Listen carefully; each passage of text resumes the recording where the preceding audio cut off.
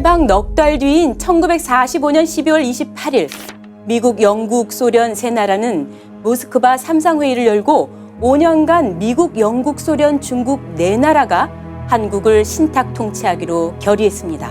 독립의 꿈에 부풀어 있던 좌우익은 모두 반탁, 즉 신탁 통치 반대 운동에 나섰지만 해가 바뀐 1946년 1월 소련의 지령을 받은 박헌영이 돌연 산탁 입장으로 돌변합니다. 이 문제로 좌우가 극한 대립을 하면서 1946년 5월과 1947년 7월에 열린 미소 공동위원회에서도 신탁 통치 안건은 무산됩니다. 그러자 미국은 한반도의 통일정부를 수립하기 위해 1947년 10월 28일 선 정부 수립 후 외국군대 철수안을 유엔에서 투표에 붙여 41대 0으로 가결했습니다. 1948년 1월 8일 유엔 선거감시단이 서울에 도착해 활동을 시작하고 북한에도 들어가려 하자 소련과 김일성, 박헌영은 유엔 결의를 무시하고 선거감시단의 입국을 결사 반대했습니다. 그러자 유엔에서는 선거가 가능한 남한만이라도 총선거를 치르자는 여론이 조성됐습니다. 1948년 2월 7일 남로당은 남한 단독 총선거를 막기 위해 이칠 사건을 일으켰습니다. 박헌영은 한반도 전체 통일선거와 남한 단독 선거에 모두 반대했습니다. 한반도 전체를 공산화해 조선민주주의 인민공화국을 수립하려는 목적 때문이었습니다. 곳곳에서 다리가 폭파되고 기관차가 파괴됐으며 전선이 끊기고 전신주가 파괴됐습니다. 부산항만의 선박 노동자와 탄광 광부들도 파업을 벌였습니다.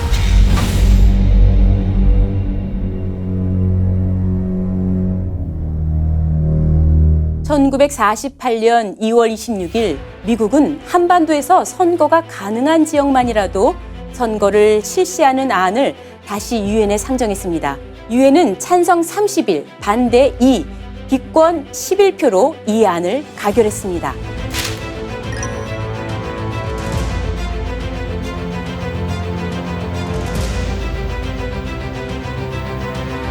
이에 따라 1948년 5월 10일 남한 단독 총선거가 실시되게 된 것입니다. 합법정부가 수립되면 한반도 공산화의 꿈이 물거품이 되는 박헌영은 단독 선거를 필사적으로 막아야 하는 급박한 처지에 놓였습니다.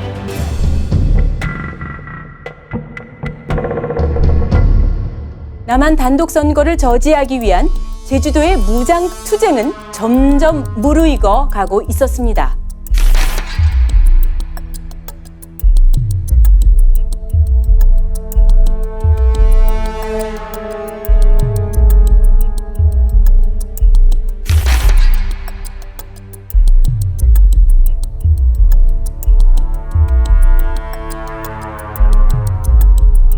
남로당 제주도당은 2월 초부터 대책회의를 벌이다 최종적으로 신촌회의에서 주야 3일간 토론을 벌였고 합의가 이루어지지 않자 2월 20일 투표로 무장투쟁을 결정합니다. 2월 25일 남로당 제주도당 핵심 14명이 조천읍 선을리에 모여 개편한 구국투쟁위원회 조직도를 보면 신설된 군사부에 4.3지대라는 말이 등장합니다. 이것은 2월 25일에 거사일을 4월 3일로 결정했다는 추정을 뒷받침합니다. 2월 28일에는 전남 오르그가 제주도를 찾았고 3월 15일 4.3 사건 작전이 수립됩니다.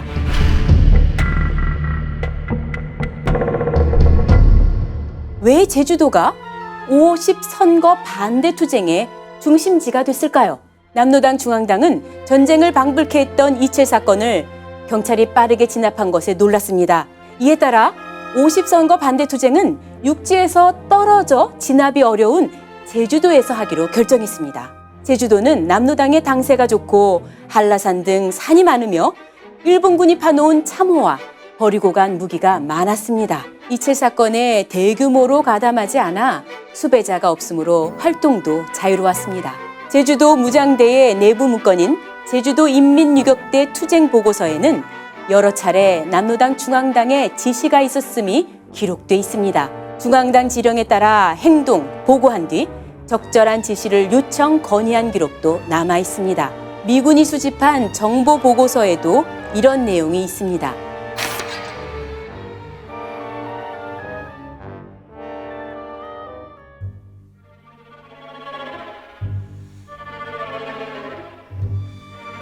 1948년 2월 말에 육지로 갔다가 3월 15일 제주도로 돌아온 남노당 전남도당 파견 지도원은 제주도당이 결정한 무장 공격에 대해 국경 프락치는 도당에서 지도할 수 있다.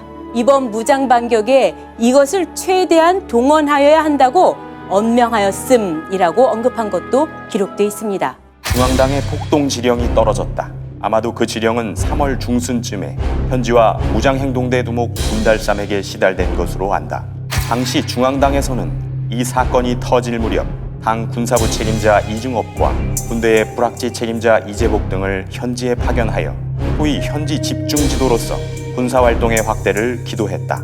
또 김달삼의 장인이며 중앙선전부장 강문석을 정책 및 조직지도 책임자로 선정하여 현지에 보냈었다. 이때 이재복은 제주 출신 전남 도립병원 간호사로 여수 14연대 반란 사건 주동자인 김지혜 중위의 처인 조경순의 안내로 제주도에 갔습니다.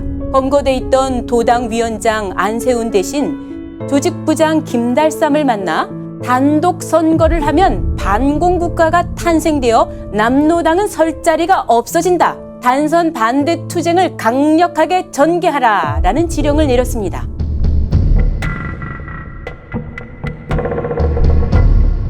무장투쟁이 결정되자 남노당 제주도위원회는 군사부를 설치하고 대정면 당조직 책임자인 극좌 성향의 김달삼을 군사부장으로 임명했습니다.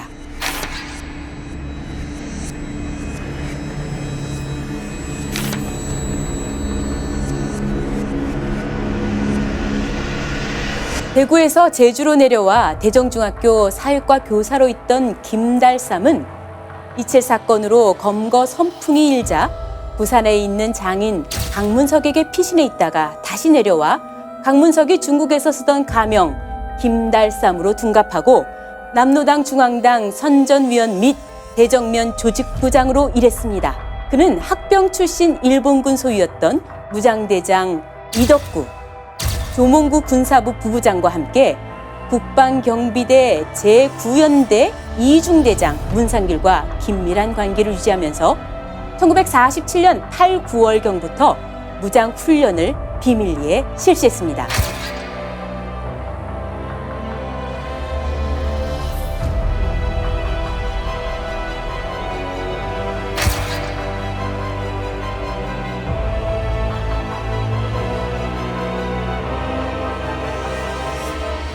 김달삼이 초대 사령관이 된 인민유격대는 애월지구에서는 애월면 녹고와 한림지구에서는 애월면 샛별 오름 주변에 편성됐고 이어 지구별로 잇따라 편성됐습니다.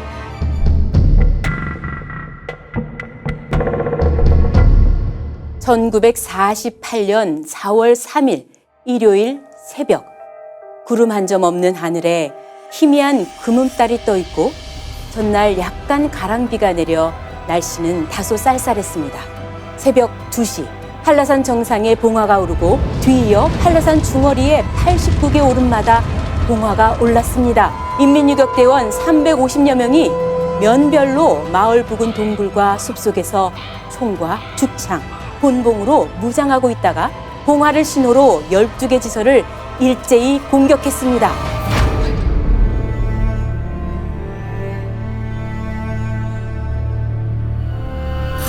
애월면 신엄 지서장 문익도 경감은 머리가 톱으로 잘렸고 송어나 순경은 칼과 죽창에 8군데 찔렸습니다. 남원지서 김석훈은 도끼에 맞아 팔이 잘렸고 고일수 순경은 칼로 난도질 당하고 목이 잘렸습니다. 강봉현 함덕지서장은 죽창으로 난도질 당해 숨졌고 화북지서 협조원 이시성은 불에 다 숨졌습니다. 김장하 경찰 부부가 대창에 찔려 숨졌고 60이 넘은 경찰관 부모의 목이 잘리고 팔다리까지 절단됐습니다. 임신 6개월 된 경찰 부인은 시동생이 대동청년단 지부장이라는 이유로 참혹하게 타살됐습니다. 날이 밝자 경찰의 요청으로 문용채 제1구 경찰서장의 지프차에 타고 신엄지서와 구원마을의 습격뒤 모습을 직접 목격했습니다. 문용채 서장은 시신들이 질비하게 쓰러진 모습을 보고 흥분된 목소리로 "이것은 폭동이다. 라고 외쳤습니다. 습격된 지서들은 북제주군에 집중됐습니다. 북제주군에는 남로당과 인민위원회 자위대, 인민유격대가 잘 편성돼 있고 제주경찰감찰청, 북제주경찰서, 제주도청, 북제주군청 등이 위치한 행정과 치안의 중추부였기 때문입니다. 운명의 날은 바로 1948년 4월 3일이다. 이날 미명을 기해 예정된 계획에 따라 유격대는 협력자들과 공동 전략을 취하면서 일사불란의 규율 밑에 각 면지서와 서북청년회관 그리고 일상의 반동으로 지탄되는 자의 집에 대하여 총검을 가지고 기습하며 혹은 수류탄을 투척하면서 공격하였다. 이 일격은 예상한 바의 성공을 거두었으며 승산이 확실한 신성한 싸움으로 믿어지고 있었다. 모든 학교는 폐쇄되었다. 학생들은 학과를 포기하고 투쟁에 가담했다. 개교와 취학은 혁명이 승리하고 인민공화국이 수립된 후라고 단정하였다.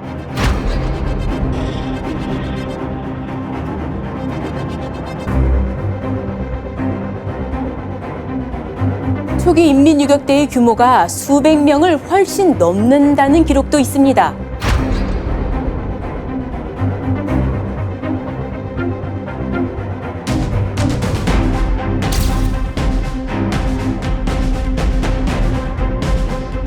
제주 남로당의 핵심이었던 김봉현과 김민주가 함께 펴낸 제주도 인민들의 4.3 무장투쟁사에는 4.3 사건 초기 무장병력은 3,000명에 달했다고 기록했습니다. 이들은 우익단체인 서북청년단 숙소와 대동청년단, 독립촉선국민회 사무실, 우익 인사들의 집을 습격해 살해하고 관공서, 교회당, 사찰을 파괴 방화했습니다.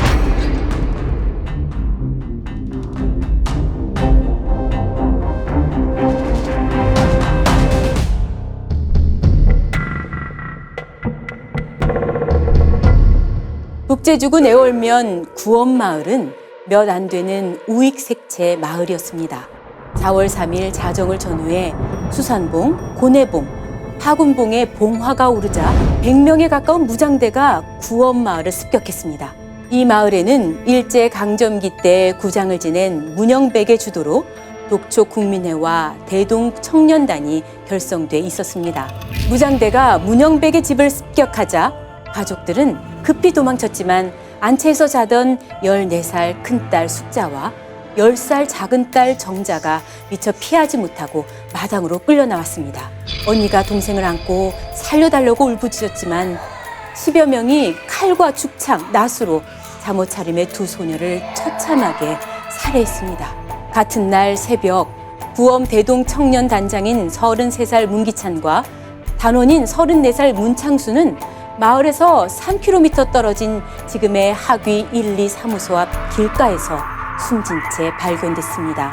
눈에 곡괭이가 꽂힌 문기찬의 참혹한 시신을 보고 모친은 실신했습니다. 문창수는 죽창에 찔려 숨져 있었습니다. 한림면 한림리에서는 인민유격대가 독립촉성의 일을 보던 양용운의 집을 습격해 불을 지르고 부부와 세 아들을 한림읍 상대리경 동쪽 죄남내라는 골짜기로 끌고 가 돌과 몽둥이로 쳐 죽였습니다. 이튿날인 4월 4일 연평리 대동청년단원 36살 오승조가 대창으로 찔려 죽었습니다. 4월 6일에는 대동청년단 총무 37살 이도현과 단원 32살 양나무가 살해됐습니다. 시위자들은 밤마다 마을을 다니며 적기가를 부르고 50선거 반대를 외치며 선거관리위원과 우익 인사들을 학살했습니다.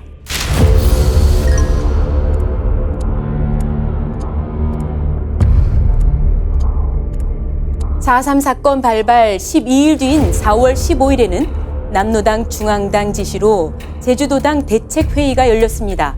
회의 결과 무장대를 더 강화하기 위해 혁명 정신과 전투 경험이 있는 자를 면마다 30명씩 선발해 인민유격대에 통합해 산중 무장 게릴라 부대를 편성했습니다. 나머지 자위대 인원은 불악 방위를 위해 하산시켰습니다. 세계도 정비해 도당의 3개 연대를 편성했습니다. 제주도 인민유격대 투쟁 보고서에 기록된 이 내용들은 무장대 주력을 남로당 제주도당에서 직접 지휘했다는 중요한 증거입니다. 이 사건을 미제국주의자와 단독정부 수립을 반대하는 제주도 인민들의 민중항쟁이라고 주장하는 사람도 있습니다. 그렇다면 왜 무고한 양민들과 선거관리위원들을 이토록 잔인하게 죽여야 했습니까?